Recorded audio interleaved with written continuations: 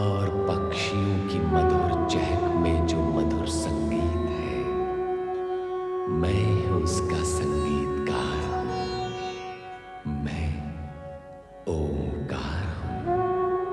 उधर हिमालय भवन में जया विजया पार्वती को खोजती हुई वहां पहुंचती है जहां एक कोने में पार्वती पंचाक्षरी मंत्र का जाप कर रही है। पर पार्वती दोनों को वहां से जाने के लिए कह देती है। अपने कक्ष में मैनाक इसलिए उत्तेजित और विकल है कि शिव ने उनकी भूमि पर उनका अपमान किया है। मैना उसे समझाती है और जया विजया से पार्वती के विषय में पूछती है। जाप करती हुई पार्वती के पास नारद आकर उसकी जिज्ञासा का समाधान करते हैं। पार्वती शिखर पर जाकर शिव अर्चना करती है, पर भवन में मैना और मैनाक उसे खोजते हैं।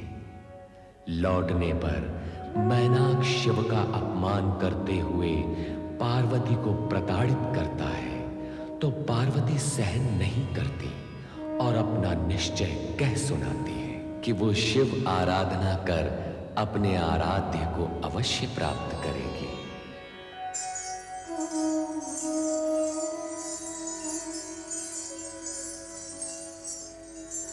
हमारा क्या होगा विजया? हमारा क्या होना है?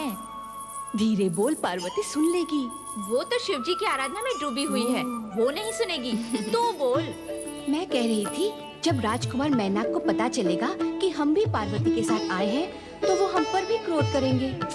देख जया, तू मेरी बात सुन। तू, मैं और पार्वती कुछ अनुचित नहीं कर रहे हैं। वो अपने आराध्य की पूजा करने यहाँ आई है। हम उसकी सखियाँ हैं। उसका सहयोग देकर हम कुछ अनुचित नहीं कर रहे हैं। फिर भाई कैसा? मैं तो कहती हूँ, हमें मिलकर भगवान शिव से प्रार्थना करनी चाहिए कि शीघ्र ही पार्वती पर प्रसन्न हो जाएं। देवी पार्वती, नंदी का नमस्कार स्वीकार करें। नमस्कार नंदी महाराज। देवी, आज आपके साथ ये दो बालिका हैं। ये जया और ये विजया, मेरी सखियाँ। किंतु देवी, चिंता न करें नंदी महाराज, इनके कारण कोई विघ्न नहीं पड़ेगा।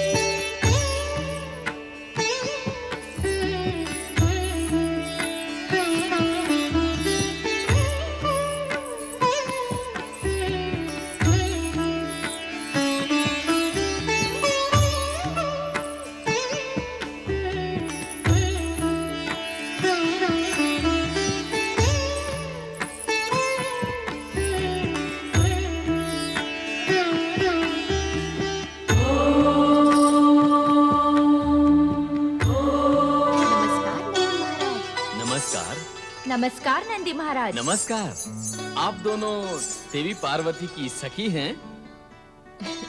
अभी बताया उन्होंने।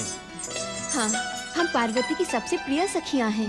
देवी पार्वती भी आपकी सखी है ना? हाँ। मेरा अभिप्राय यह है कि आपकी सखी पार्वती भगवान शिव शंकर की परम भक्त है, नित्य आराधना के लिए आती है। ऐसे निष्ठावान, आस्थावान और समर्पित भक्त होते ही कहाँ हैं? इसमें तो संदेह ही नहीं। कि पार्वती शिव जी की अनन्य भाव से आराधना करती है। इसीलिए मैंने अपने स्वामी की आज्ञा का उल्लंघन करके देवी पार्वती को यहाँ आराधना करने से रोका नहीं। उनकी पूजा भक्ति देखकर मेरे मन में ये विचार आया कि मुझे इन दोनों के बीच में बाधक नहीं बनना चाहिए। तुमने अपने स्वामी की आज्ञा का उल्लंघन अवश्य किया है, किंतु उससे भी बड़ा पुण्य कर्म किया है। पार्वती को शिव आराधना का अवसर देकर तुमने पार्वती की भक्ति भावना को समझा है। सत्य तो ये है कि आपकी उदारता और महानता के कारण ही पार्वती शिव आराधना करने में सफल हो सकी है।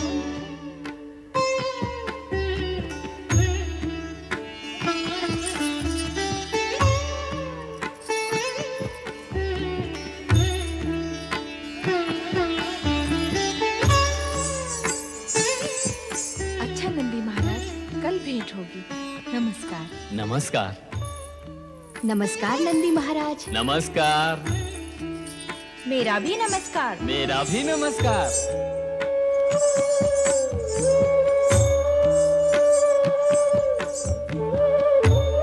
देवी पार्वती की प्रार्थना कब सुनेंगे भोलेनाथ?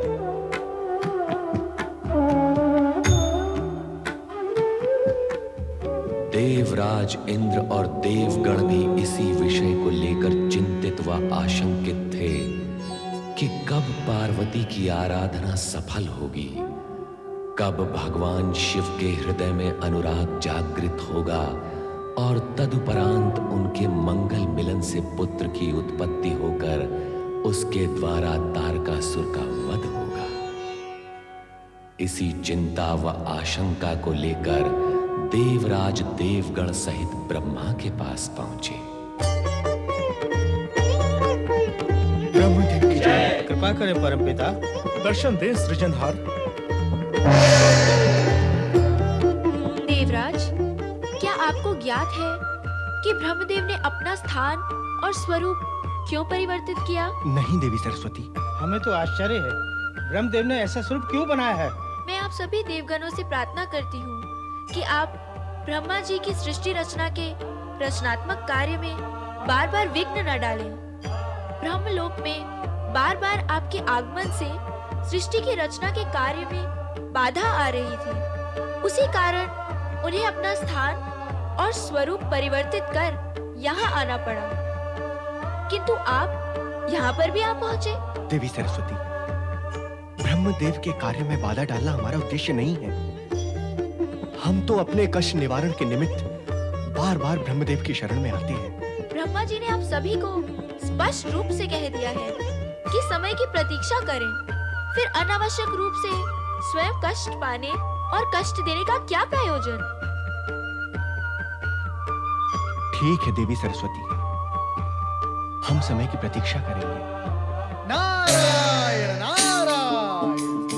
माँ सरस्वती, अपने पुत्र नारद का प्रणाम स्वीकार करें। आओ नारद, मैं वही विचार कर रही थी कि अब तक तुम प्रकट क्यों नहीं हुए?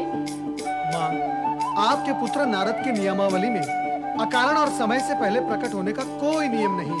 नारायण नारायण। समय आ पहुँचा तो मैं भी आ पहुँचा। समय पर और कारण सहित प्रकट होने का तुम्हारा नियम है नारद, तो अब यहाँ आने का कारण भी बता दो। देवराज इंद्र के मन की व्यग्रता ही मेरे आगमन का कारण है माँ। माँ, जब तक देवराज इंद्र अपने मन की पीड़ा परमपिता ब्रह्मदेव से नहीं कह लेंगे, तब तक के लिए वे व्यग्र रहेंगे, और जब तक ये व्यग्र रहेंगे, तब तक मैं भी व्यग्र रहूंगा। माँ, कृपा करें और परमपिता ब्रह्मदेव के दर्शन की आज्ञा दे। जो कुछ तुमने कहा है और जिस ढंग से कहा है, ऐसी स्थिति में आज्ञा ना देकर मैं स्वयं भी व्यग्र हो जाऊंगी। माँ सरस्वती की माँ सरस्वती की माँ सरस्वती की परम पिता ब्रह्मा जी की जय।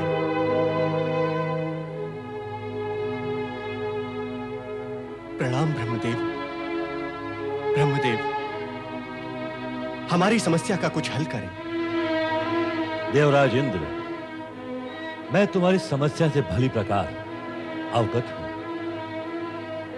किंतु इस समय मैं तुम्हारी कोई सहायता नहीं कर सकता। परमपिता, कारण? इस समस्या का हल देवादिदेव शिव जी की इच्छा पर आधारित है, और हम सब देवतागण उनकी इच्छा के अनुसार ही कार्य करते हैं। वो तो सर्वविदित है ब्रह्मदेव, किंतु अब तारकासुर के अन्याय और अत्याचार सहन शक्ति की सीमा के परे जा चुके हैं। जब तक उस पापी दुष्ट का अंत नहीं हो जाता, हम देवों की समस्या का समाधान नहीं होगा ब्रह्मदेव। देवराज, एक ही सत्य को बार बार दोहराने पर भी तुम उसे भूल जाते हो। कौन सा सत्य ब्रह्मदेव? किसी का अधोपतन या अंत होता है तो उसके पुण्य कर्मों का फल क्षीण होने से, और किसी को सुख शांति संपदा और सौभाग्य की प्राप्ति होती है उसके पुण्य कर्मों के फलस्वरूप। तारकासुर तपस्या का सुफल भोग रहा है और देवतागण तपस्या भूल गए हैं। जब पुण्य ही शेष नहीं है तो समस्याएं ही समस्याएं होंगी। आप आज्ञा करें ब्रह्मदेव, हम तपस्या करेंगे। मेरी आज्ञा पाकर तपस्या करने से क्या होगा? पुण्य संचित करने के लिए आप लोगों को शिव आराधना करनी होगी ताकि आपके कष्ट मिट सके। परमपिता, पार्वती कितने समय से भगवान शिव की आराधना कर रही है, किंतु अब तक वो अपने लक्ष्य में सफल नहीं हुई। अज्ञानी मत बनो नारद, तुम्हें तो भली प्रकार विदित है कि आराधना और तपस्या कभी व्यर्थ नहीं जाती। पार्वती की तपस्या भी सफल होगी, उसकी आराधना भी सफल होगी। जब तुम काशी विश्वनाथ के ज्योतिर्लिंग की कथा सुनोगे तो इस सत्य को स्वीकार करोगे कि जब अपकर्म व्यर्थ नहीं होता तो जब तब से प्राप्त सत्कर्म कैसे व्यर्थ होगा? काशी विश्वनाथ में ज्योतिर्लिंग कैसे प्रकट हुए थे, हम सब सुनने के इच्छुक हैं देव। ये तो आप सभी जानते हैं कि शिव और शक्ति एक रूप है। शिव और पार्वती की लौकिक तथा वर्तमान लीला इस जगत के समक्ष तपस्या का महत्व बताने के लिए ही रची जा रही है ताकि आने वाले युग में यह प्रसंग आदर्श प्रस्तुत कर सके। मेरी बात सुनो कि शिव शक्ति का अर्धनारीश्वर रूप ही इस जगत में व्याप्त होगा।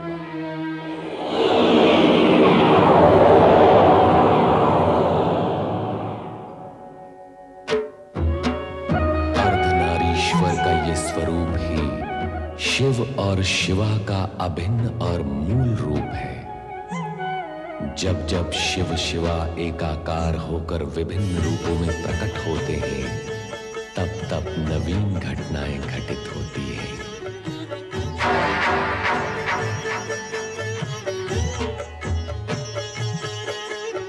हे विश्व के नाथ, सभी दिव्य विभूतियां दिव्य स्थानों पर विराजित हैं, पर हमारा स्थान कहाँ होगा?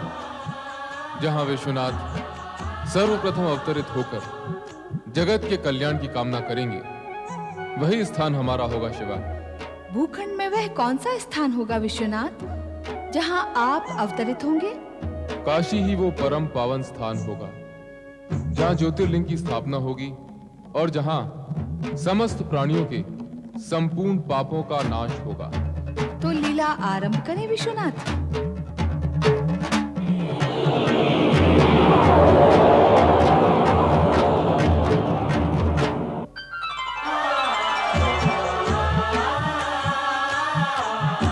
शिव लीला में तुम भी सहयोग करो शिवा।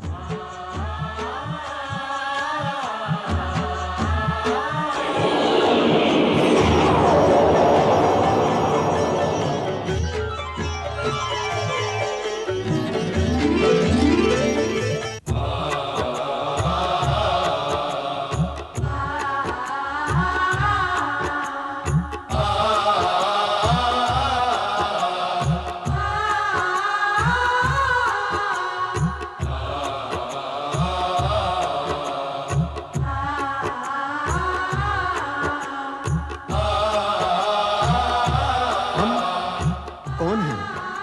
हमें किसने उत्पन्न किया है? कहां से आए हैं हम?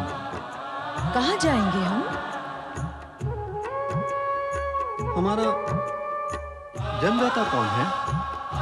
हमें तो ये भी ज्ञान नहीं।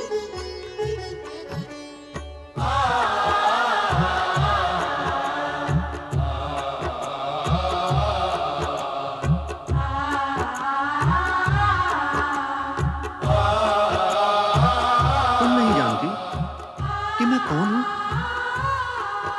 नहीं, मैं नहीं जानती कि तुम कौन हो, किंतु यदि तुम जानते हो तो बता दो कि मैं कौन हूँ।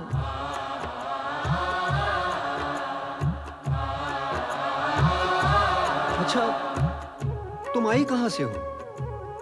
मैं जहां से तुम आए हो। मैं कहां से आया हूं?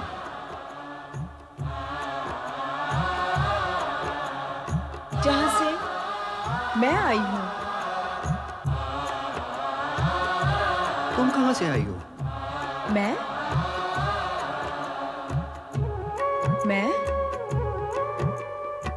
कहां से आई हूं? मैं कहां से आई हूं?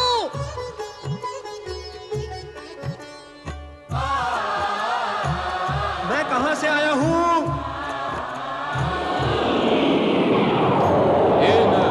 ए नारी, तुम शिव और शिवा से उत्पन्न नर और नारी, व्यग्रता का त्याग कर अपने पिता शिव की आराधना और तपस्या करो। तुम्हें सभी प्रश्नों के उत्तर मिल जाएंगे। आराधना क्या होती है? तपस्या किसको कहते हैं? शिव की कृपा और इच्छा से उनके त्रिशूल पर पृथ्वी का एक खंड प्रकट होगा, जिसे काशी नाम से जाना जाएगा।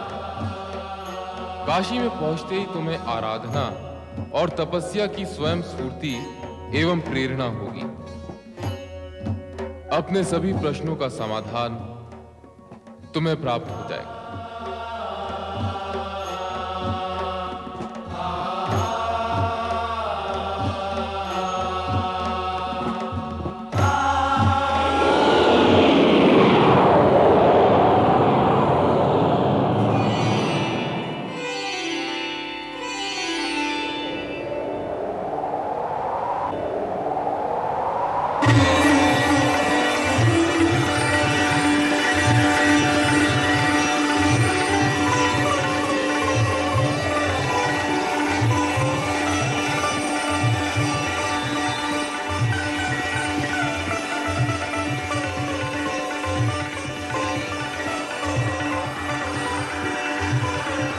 लगता है यही काशी है।